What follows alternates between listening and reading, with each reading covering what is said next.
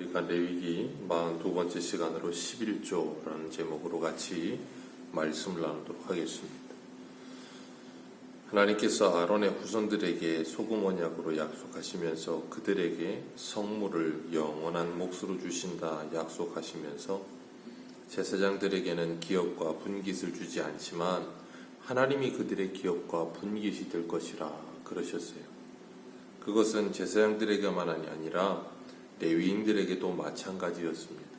하나님께서 이스라엘 백성들의 11조를 레위인들에게 주셨습니다.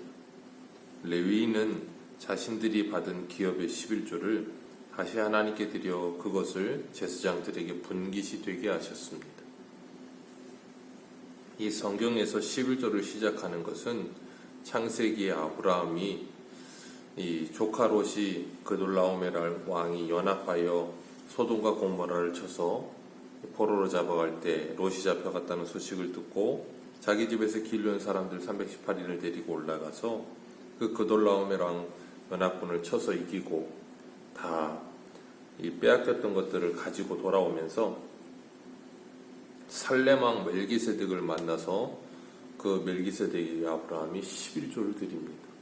그것이 11조의 기원이 되어서 시작이 되는데 이 11조의 의미는 하나님께서 이스라엘 백성들이 하나님께 드리는 헌신과 이웃사랑의 실천으로 그 의미를 담고 있는 거예요.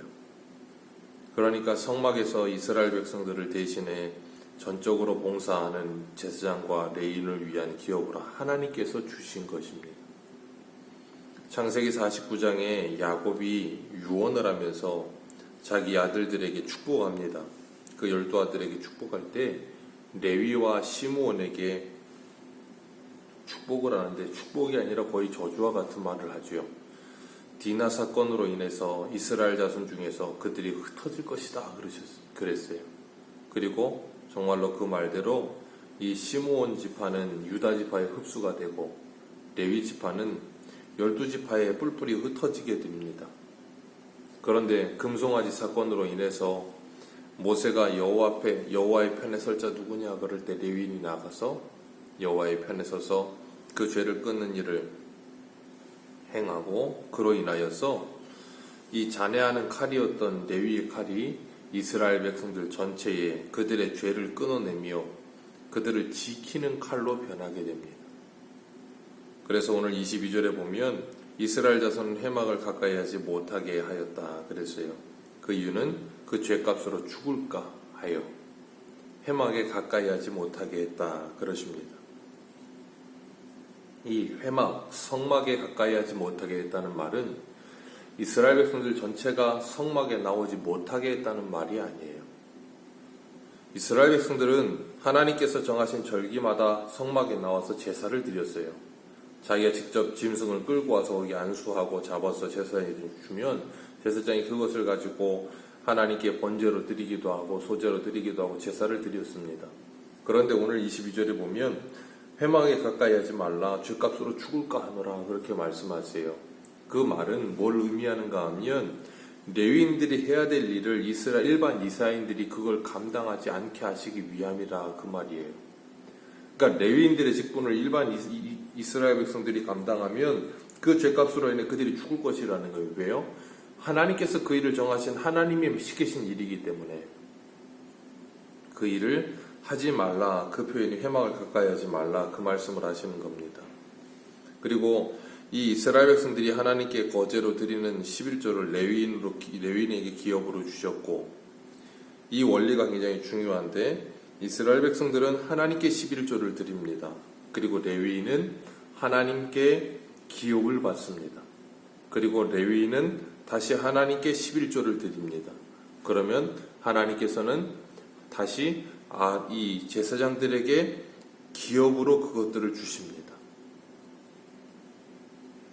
이것이 굉장히 큰 원리인데 이 원리를 우리가 분명하게 알 수 있어야 되는 거예요. 그 말은 뭐냐면 하나님께서 하나님의 것을 가지고 모든 것을 운영하신다는 표현이에요.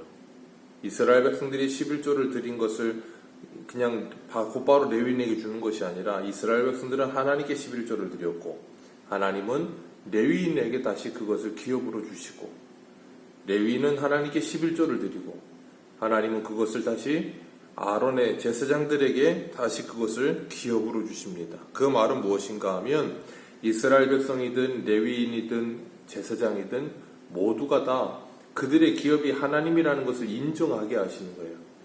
이스라엘 백성들은 하나님의 은혜로 우리가 한 해 동안 이 모든 것을 얻었음에 감사하며 하나님께 11조를 드렸고, 레위인은 하나님이 그들의 기업이 되어 그들을 먹이시는 것을 경험하고, 제사장들도 하나님이 그들의 기업이 되어 하나님이 그들을 먹이시는 것을 경험하는 거예요. 그러니까 이스라엘 백성들이든 레위인이든 제사장이든 모두 다 하나님의 은혜로 말미암아 살아가는 인생들이라는 그 소금 언약이 성취되어지는 거예요. 그렇게 하나님께서 이스라엘 백성들의 11조를 가지고 이 하나님께 그들이 감사하며 헌신하고, 그리고 제사장들에게 그 기업을 주셨으며, 두 번째로는 신명기 14장과 26장에 보면 그 세 번째 해에 드리는 11조를 가지고 객과 고아와 과부에게 그것을 나누어 그들로 하여금 배부르게 하였다 그러셨어요.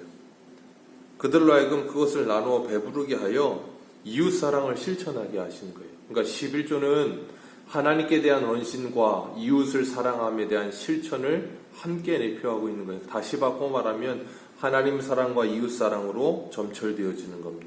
그 11조의 정신은 그래서 우리가 하나님을 사랑하며 이웃을 사랑함을 하나님께서 잊어버리지 않게 하시기 위해 끊임없이 우리에게 요구하심이에요. 그래서 로마서 13장 8절의 말씀처럼 피차 사랑의 빛 외에는 아무에게든지 아무 빛도 지지 말라. 남을 사랑하는 자는 율법을 다 이루었느니라 하시는 그 말씀 속에 그 모든 것이 다 내포되어지는 것입니다. 그래서 하나님의 청지기로 살아가는 우리는 이제는 하나님께서 우리에게 허락하신 모든 것을 하나님의 것인 줄 알고 사용하면서 그 하나님의 것을 가지고 하나님의 뜻에 순종하며 거룩을 위해 하나님께 아름답게 그 모든 것들을 사용하게 될 때 우리는 진정한 11조를 드리는 거예요. 그래서 제가 이 저번 주인가 저저번 주에도 소요리원답 하면서도 말씀을 드렸지만, 우리가 하나님께 드려지는 모든 것은 11조라는 개념이 자꾸 우리는 물질의 11조라는 것만 자꾸 생각을 하지만 그게 아니고 시간의 11조도, 그리고 우리의 재능의 11조도, 내가 하나님의 것이 되었으므로 나의 전부가 하나님의 되었음을 기억하며 하나님께서 우리에게 그 모든 것이 하나님의 것임을 인정하는 삶을 살도록 우리에게 그것들을 하게 하신다 그랬어요. 그러니까 우리는 이제 어떤 하라 하지 말라에 점철되어 있어서 그 개념 속에 우리가 속박되어서 하는 것이 아니라 우리의 인생 전체가 하나님의 것임을 고백하면서 하는 것이 뭐예요? 11조의 정신이에요. 그러니까 제가 저번에도 말씀을 드렸지만 11조란 이제는 구약시대처럼 그냥 10분의 1을 드리면 그걸로 11조가 끝났다라는 생각은 버려야 되는 거예요. 우리의 인생 전체를 하나님께 드릴 수 있어야 되는 거예요. 왜요? 하나님께서는 그 독생자를 우리에게 주셨어요. 그리고 우리를 구원하여 하나님의 것으로 우리를 택하셨습니다. 그래서 고린도전서 6장의 말씀처럼 너희의 몸을 하나님께 영광을 돌리라.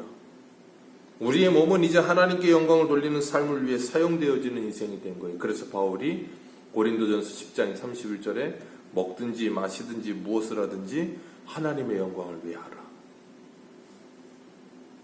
그 말씀 속에 이 모든 것이 다 들어가 있는 거예요. 그렇기 때문에 우리가 하나님께서 우리에게 베푸신 그 은혜를 기억하며 그 사랑을 기억하면서 정말 하나님을 사랑하며 그리고 이웃을 사랑함을 우리들이 정말 우리의 삶을 통해서 드러내며 살아가는 것, 우리의 전 존재를 통해서 하나님께 온전히 예배를 드리는 삶을 사는 것, 하나님은 우리에게 그것을 요구하고 계시는 겁니다. 그렇기 때문에 이런 하나님의 말씀에 대한 깊은 이해와 그 말씀에 대한 우리의 신앙의 고백이 없을 때에는 이 어린아이들에게 11조를 가르치듯이 그걸 약간 율법적인 것도 필요한 거예요. 왜냐하면 우리가 어린아이들을 처음 공부시킬 때는 어떻게 공부시켜요? 그냥 아이들이 공부를 좋아하지 않거든요. 공부를 좋아하는 아이는 별로 없어요. 그런데 그 아이들을 공부시키기 위해서 억지로 앉혀놓고 그 아이들을 구구단을 가르치고 뭐 이것들을 가르치고 저것들을 가르치면서 뭐예요? 기본 지식이 쌓여지게끔 가르칩니다. 그러다 그 아이들이 공부에 대한 개념을 잡고 공부를 해야 되는 이유를 알고 공부를 해야 되는 그 무엇인가를 알게 되어지면 뭐예요? 스스로 알아서 해요. 스스로 알아서 그 모든 것을 응용해 가면서 그것들을 활용합니다. 그런 것처럼 신앙의 생활도 마찬가지예요. 신앙의 생활을 처음 하여 아직 무엇인가 잘 모를 때는 그런 것들을 가르치고 그래서 그런 것들을 해보면서 뭐예요? 아, 내가 이것을 왜 해야 되는지를 또 한번 상기하게 되고 마치 성찬을 하고 세례를 베풀듯이 그런 걸 통해서 우리가 이런 걸 통해서 우리가 예수님을 더 생각하게 되고 하나님의 은혜를 기억하게 되면서 그것을 통해서 계속해서 하나님을 묵상하는 법을 배워가고 우리가 신앙생활을 어떻게 해야 되며 내 삶 전체를 어떻게 드려야 되는지를 이런 것들을 통해서 배워가면서 어느 정도 이게 신앙이 이제 분명한 이제 인식을 하게 되고 믿음이 바로 서게 되면 뭐 하겠어요? 내 삶을 드림이라는 것이 무엇인지를 알게 되어져 가겠죠. 그렇게 신앙은 성숙해 가는 겁니다. 그래서 정말 하나님의 영광을 위해서 우리가 어떻게 하면 하나님을 기쁘시게 할 수 있을까? 우리의 마음 속에는 정말 하나님의 마음이 있을까? 그 은혜와 사랑이 풍성할까? 우리 주변에 있는 하나님을 사랑함으로 이웃을 사랑함이 어떻게 우리는 발현되고 있을까? 하나님께서는 분명히 그 객과 고아와 과부를 돌아보라 그러셨어요.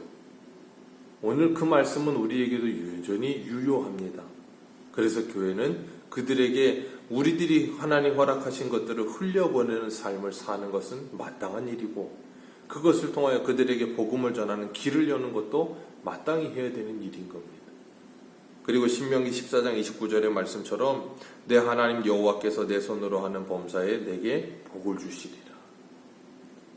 네가 3년에 한 번씩 11조를 가지고 객과 고아와 과부를 돌아보면 하나님이 내가 하는 일에 손으로 하는 모든 일에 복을 주신다 그러셨어요.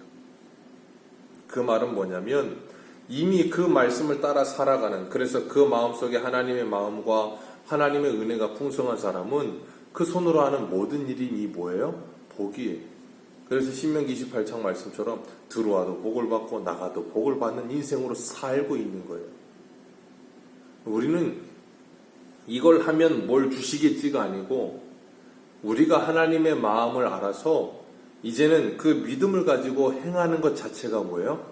이미 복을 받은 상태로 살고 있는 거예요. 그런 하나님의 은혜를 누리면서 오늘도 우리가 하나님께서 우리에게 허락하신 모든 것들을 가지고 하나님께 영광 돌려드리며 또 이웃을 사랑하며 살아가게 되는 복된 하루가 되시기를 그리고 우리의 삶 전체가 하나님께 드려지는 아름다운 예배의 삶이요 헌신의 삶이요 우리의 모든 것이 하나님의 것임을 고백하는 삶이 되시기를 주님의 이름으로 축복합니다. 기도하겠습니다.